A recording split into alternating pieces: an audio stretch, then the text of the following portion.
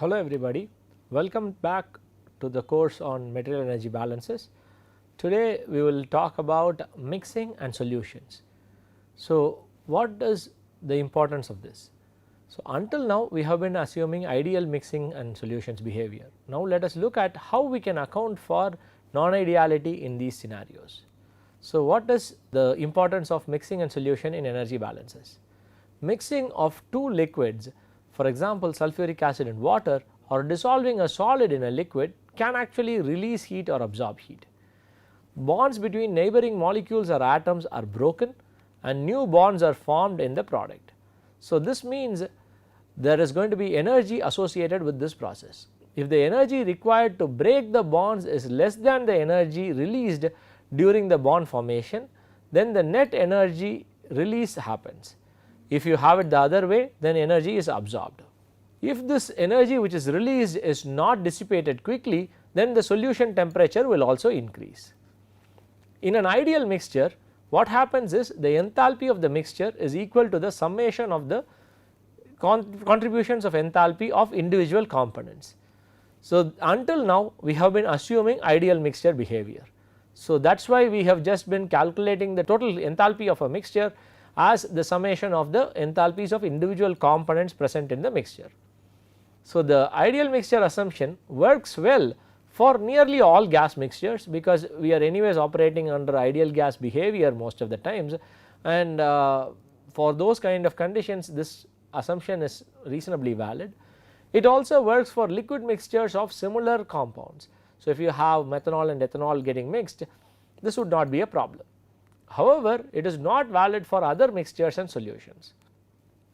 Heat of solution should be included while we are performing energy balance calculations to account for the energy which is either lost or energy change because of the formation of this mixture and solution. What is heat of solution? The difference between the enthalpy of the solution at a given temperature and pressure and the total enthalpy of the pure solvent and the solute at the same temperature and pressure is defined as the heat of solution. So, this is quite simple. So, think of this as having an initial and final condition.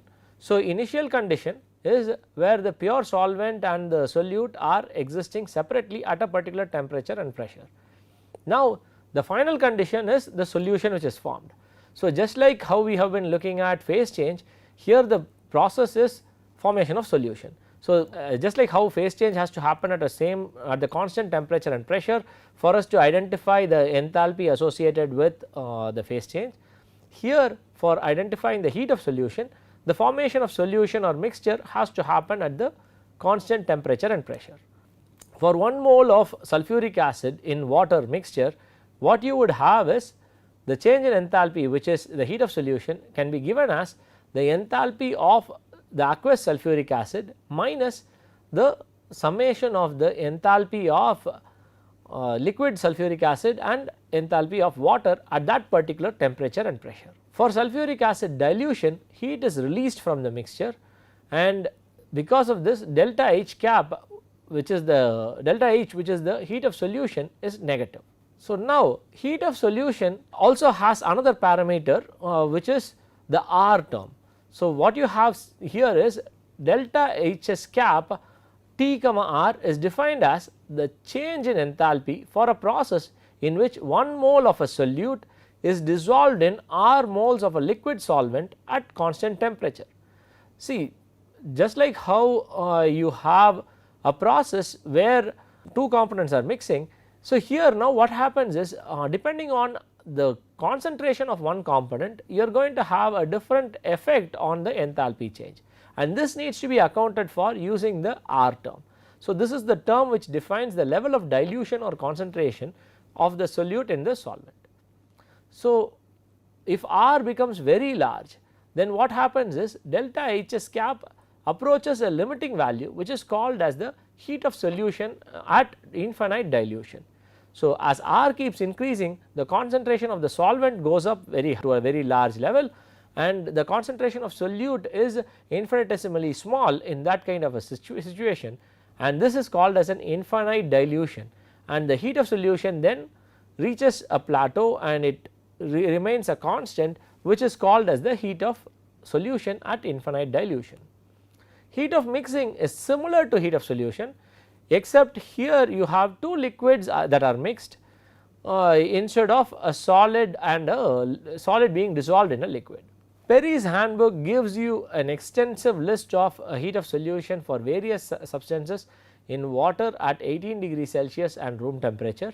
You can also get this information from one of the prescribed textbooks, which is Felder-Russo table B11, where you have the heat of solution at 25 degrees Celsius for HCl gas and sodium hydroxide solid in water, and the heat of mixing for 25 degrees Celsius of H2SO4 liquid and water. R is used in the table B11 in terms of moles of water per mole of solute. It is not moles of solution per mole of solute.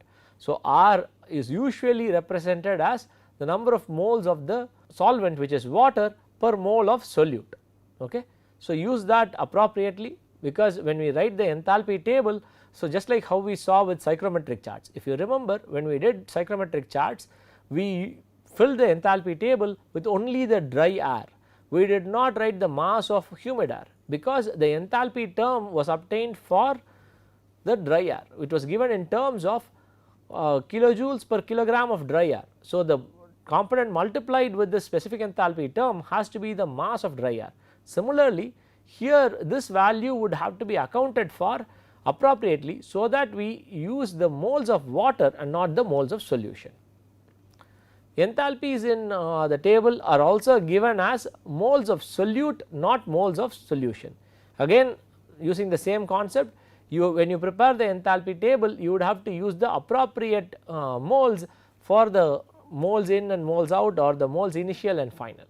Table B11 data can be used to determine directly the specific enthalpies of solution at 25 degrees Celsius relative to pure solute and solvent at 25 degrees Celsius, which indirectly means that the reference state which is used is pure solute and solvent at 25 degrees Celsius. So, this is given as H cap equals delta H cap S at R, where R is the level of dilution.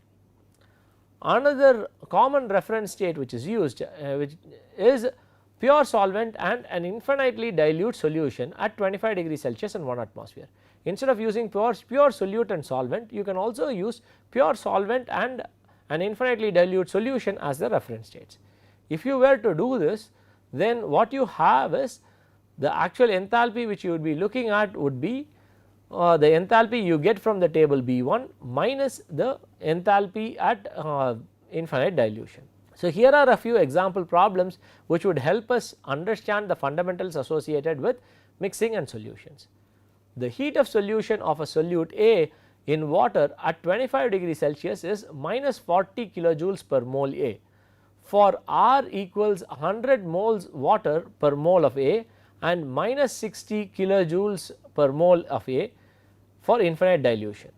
What is the specific enthalpy in terms of kilojoules per mole A of an aqueous solution of A, for which R is 10 moles of water per mole of A relative to pure water and A at 25 degrees Celsius, and the second component is pure water and an infinitely dilute aqueous solution of A.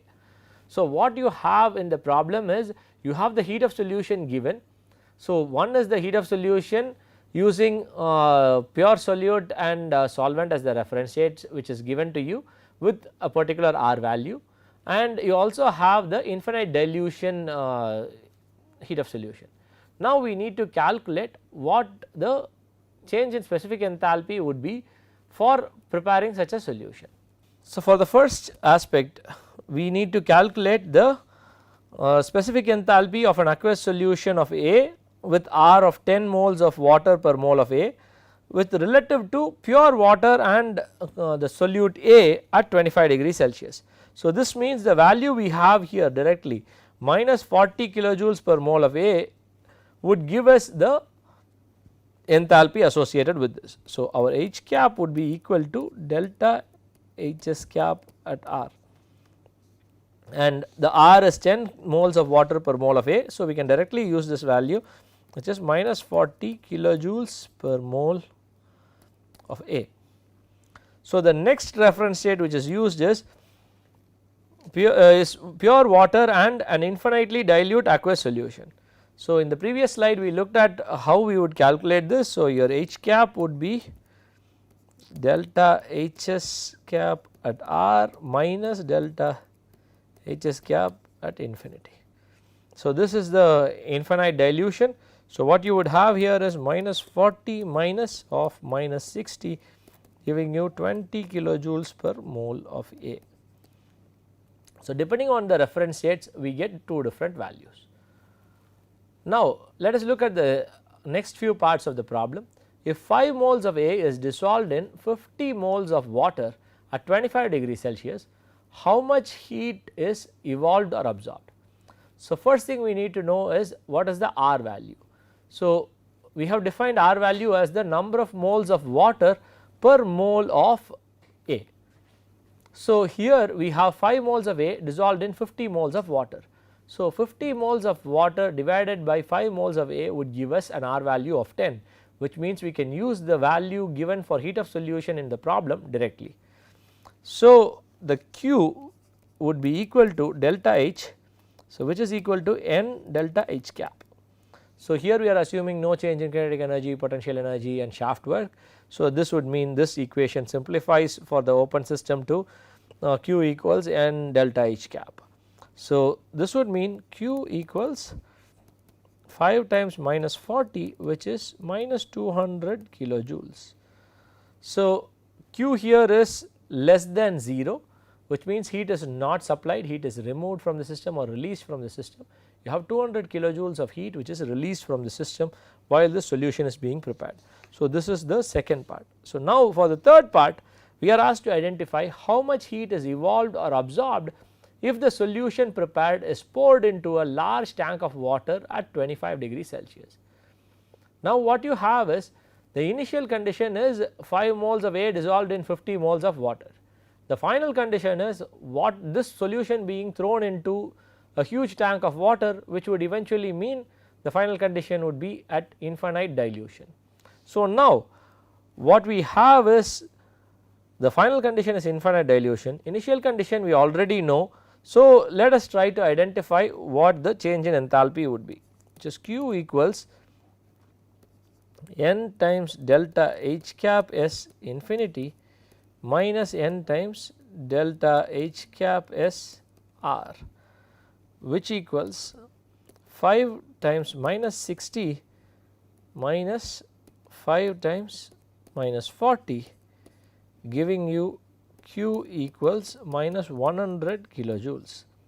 So, 100 kilojoules would be released if this mixture is, if the solution is poured into a large tank of water at 100 degree at 25 degrees Celsius. So, with this we have done some simple calculations to try and understand what this heat of solution represents. We will also look at more example problems which would help us perform energy balances using heat of solution. So, how would we perform energy balances when we account for solutions?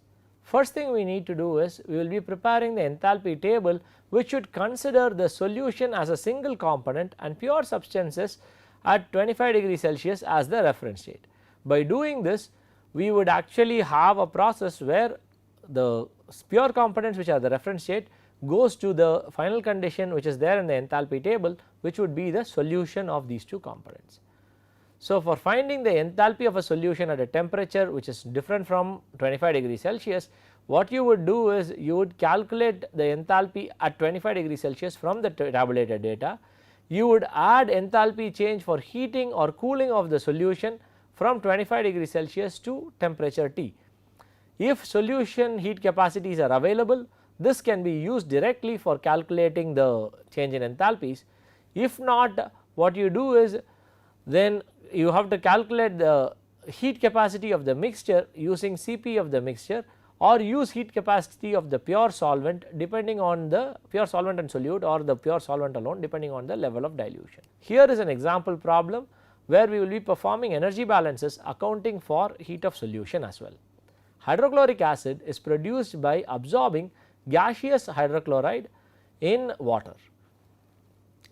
Calculate the heat that must be transferred to or from an absorption unit if HCl gas at 100 degrees Celsius and H2O liquid at 25 degrees Celsius are fed to produce 1000 kilograms per hour of 20 weight percent HCl aqueous at 40 degrees Celsius.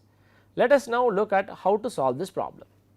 As the H cap values are available to us in terms of kilojoules per mole, we first need to identify the number of moles of HCl and water in the system. So, the molar flow rate N dot HCl for the HCl would be given as 1000 times 0.2 times 10 power 3 divided by 35.6.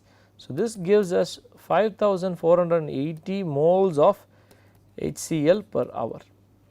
So, we can also calculate the molar flow rate for water as 1000 times 0.8 times 10 power 3 divided by 18, giving us 44,400 moles of H2O per hour.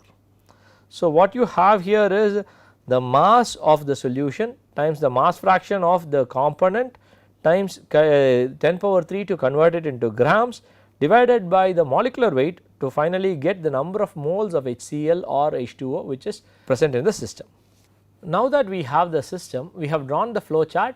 So, as you see 5480 moles of HCl gas at 100 degrees Celsius and 44,400 moles of H2O liquid at 25 degrees Celsius are entering to finally form 1000 kilograms per hour of 20 weight percent HCl aqueous leaving at 40 degrees Celsius. Now, let us see how to perform the energy balance calculations. Here no material balances are required. So, we can start performing the energy balance calculations. So, here it is an open system, which means the equation would be Q dot equals delta H dot, assuming there is no change in kinetic and potential energies and no moving parts indicating shaft work is equal to 0. So, because of this we can use this as the equation for the general energy balance. Now, we need to identify the reference states for performing the calculations. So, before we build the enthalpy table, we need to identify what would be the reference states. As we have to use the enthalpy of solution, we will have to use the reference states from the table which is listed. So, the enthalpy table would have HCl gas, H2O liquid and HCl aqueous. So, as I had already mentioned, the aqueous solution is listed as a separate component so that we can account for the enthalpy change from the reference states. So, the reference states would be the pure components as given in the table. So, N dot, which would be in terms of moles, and you would have H cap in terms of kilojoules per mole and N dot out in terms of moles and H cap out in terms of kilojoules per mole. So, you have 5480 moles of HCl gas and 44,400 moles of water liquid entering into the system. So, now you do not have any HCl gas leaving the system or water liquid leaving the system, all you have is the aqueous HCl which is leaving the system. However, when we are writing the component in the aqueous HCl, we will not write the total number of moles, we will only write the number of moles of HCl, because the enthalpy is given in terms of per mole of solute.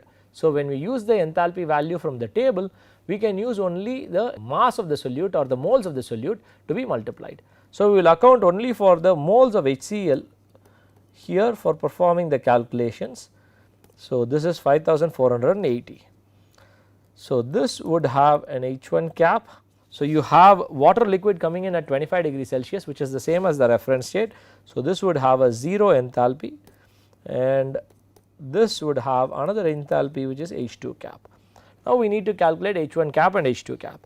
H1 cap is simple, H1 cap is basically integral Cp dt, where Cp is the specific heat capacity of HCl gas, and the condition goes from 25 degrees Celsius, which is the reference state, to 100 degrees Celsius, which is the state of, this is the temperature at which HCl is coming in. So, using the Cp value for HCl gas, we can calculate H1 cap as 2.178 kilojoules per mole. Now the next step is to identify H2 cap. How do we do that? H2 cap is basically for the process where you have two steps. The first step is you have HCl gas and water liquid at 25 degrees Celsius forming HCl aqueous at 25 degrees Celsius. From here it goes to HCl aqueous at 40 degrees Celsius. So, this is the process. You have two steps. The first step is the formation of the solution and the second step is the heating of the solution. So, this would mean this is delta T and this is the solution formation. So, for the first step we can get the change in enthalpy data using the table which lists the heat of solution. For identifying the heat of solution from the table we need to know the R value.